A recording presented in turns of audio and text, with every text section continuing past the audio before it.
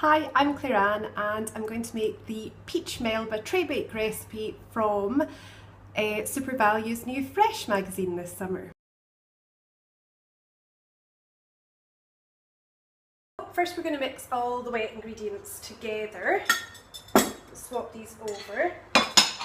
So as this recipe has a yogurt cake base, the biggest thing is the yogurt going in. You can use Greek yogurt, which I prefer, or you can use an organic whole yogurt. There's a really nice one in Super Value. But the important thing is to use a full fat yogurt. There's no butter in this recipe, so the yogurt and the oil are the things that are giving the fat into it. So there we go. And then we're going to add in 2 eggs. So just to be safe, I tend to always crack my eggs into a separate cup or glass first. Means that you don't get any shells in there if a disaster happens. So we'll pop them in. And last thing is the oil. Now, I have recommended the rapeseed oil from Super Value. That is a kind of cold press one. It's a really strong nutty taste. If this is too strong a taste for you, then just go for plain sunflower or vegetable oil. Or if you want to be true to the French roots of this yogurt cake, a really light olive oil. So I'm going to try the light olive oil.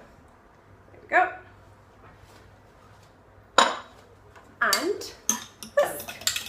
Now, I have forgotten a step. All people should, professional chefs should know, preheat your oven and prepare your tin.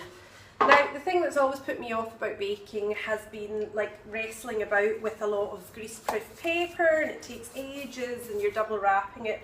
So all the tray bake recipes are designed to be made in these Super Value Essentials tin, and every single one of them just means you need to well brush them with rapeseed or flavourless oil, whatever you have.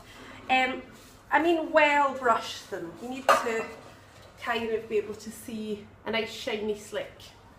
Okay, I hope that's staying focused.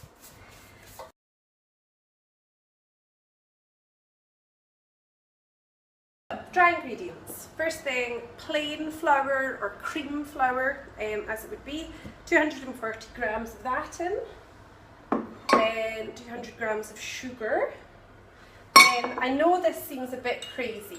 It's a lot of raising agent, but what you need is a teaspoon of baking soda, like you would put in soda bread, and you need 1.5 teaspoons of baking powder.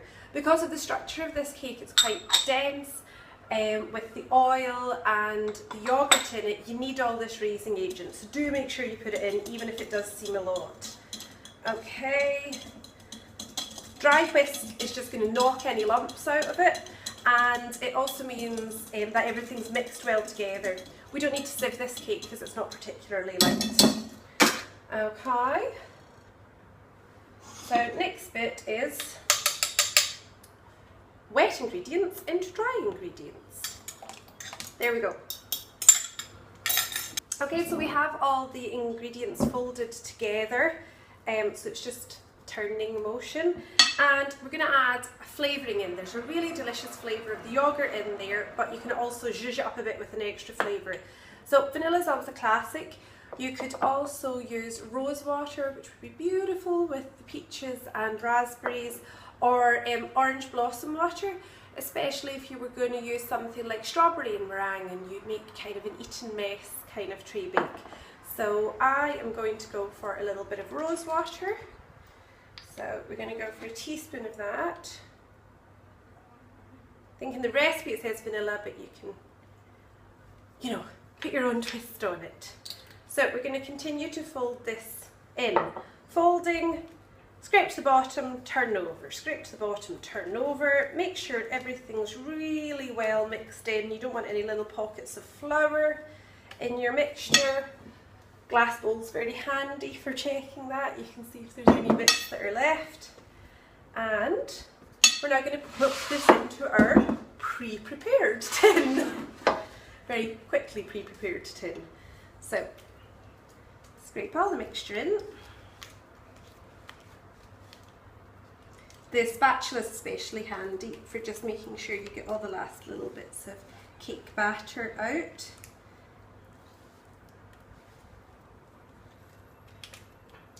So scrape your bowl clean. And then what we're going to do is we're going to put the exciting bit in now. We're going to put the topping on. One other tip, when we're spreading out the cake batter into the tin, it's a good idea to make it a little bit of a dip in the middle of it. When the cake cooks, just like a normal sponge would, it'll rise up, and what will happen is that it'll crown slightly in the middle if you've got an even thickness. So if you make just a little bit of a dip in the middle of our oblong, then that's us. And we'll just waste not, want not, scrape in the end of the batter there. We've got fresh peaches, raspberries and the meringues. I think the meringues work best if you just put them in whole, and it's also a good idea to put some of the meringues, which are a drier kind of topping, near the middle of your cake. That's also going to help with an even cook. And then pop a few more in. You can use as many or as little as you like. This is a really good fun thing to do with kids. I've done this recipe with my godson, though it did mean that it was just pretty much meringue and not that much fruit. But pop your meringues in. Okay, and then we're going to do the raspberries. I would do the meringues and then the raspberries and then the peaches, simply because the peaches, because of their little kind of bit of more liquidy content, seem to sink down the most. So if you get them in last, or that could just be superstition on my part, I hope that they'll stay up to the top a little bit more. Okay, so don't go too mad, leave space. So beautiful whole peach, I have skinned them, and you don't want to chop them up too small, otherwise they're kind of going to disappear into the batter. So I'm just going to quarter them. Now, here's 2 peaches, but if I'm being very generous, I put 4 in. But I put a lot of raspberries in this time, so pop your peaches in as well. So really you can see the yogurt batter, which doesn't really have that much sugar in it. It's not meant to be an overly sweet cake. It's just kind of holding together the other ingredients.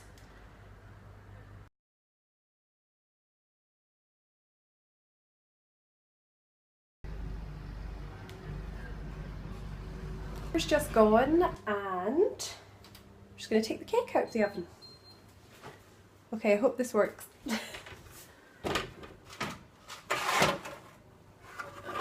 Okay. Okay, so the cake, you can see, is brown on top. Sometimes what you will find is that it will still be a bit undercooked in the middle. It really does vary depending on the ripeness of the fruit that you use in it, so you do have to check, and it's a wee bit tricky. I'm just going to move the cake over onto this other board here. So what we want to do is find a bit of our cake batter here that doesn't have any fruit in it and test for doneness. The sharp knife or skewer should come out clean. If it is, if you skewered a bit of fruit accidentally, you've got to be careful. A lot of the time I find this cake will need another couple of minutes in the oven. It just depends on the fruit, as I said, but it just hasn't done it this time. But don't be tempted to turn the heat up. Just leave it in the oven for another 5 minutes and then check it again. Okay, so the last thing to do is to turn it out and cut it up. Just let your cake sit in the tin for 5 minutes. You'll see that the little bit of rising has gone down as it sat there. That's just to do with the yogurt and the oil. And then what we're going to do is we're going to get a board bigger than the size of the tin and turn it upside down. Give it a bit of a bash, and there we go. You can see there's a little bit left, but it's not too bad. Okay, and then to get it right side up again, get second board. Put that on, turn it the other way, and there we go. It's all come out.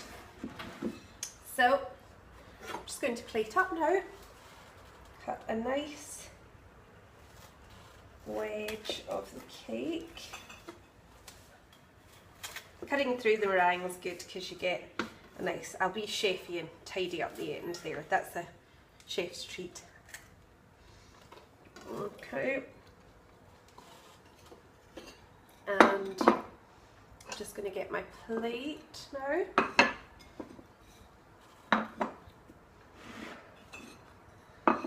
Put it here, and we'll put our nice big piece of cake on. And then, just to make the top a little bit prettier, again, you can crumble up a little bit of the white meringue over it. Add a little raspberry and a little sprig of mint to zhuzh it up. And definitely what you need with this is some whipped cream. I've got some creme chantilly here, which is just cream whipped up with a bit of icing sugar. So we'll put a good bit of that on. Oh, the mint and raspberry smell fabulous.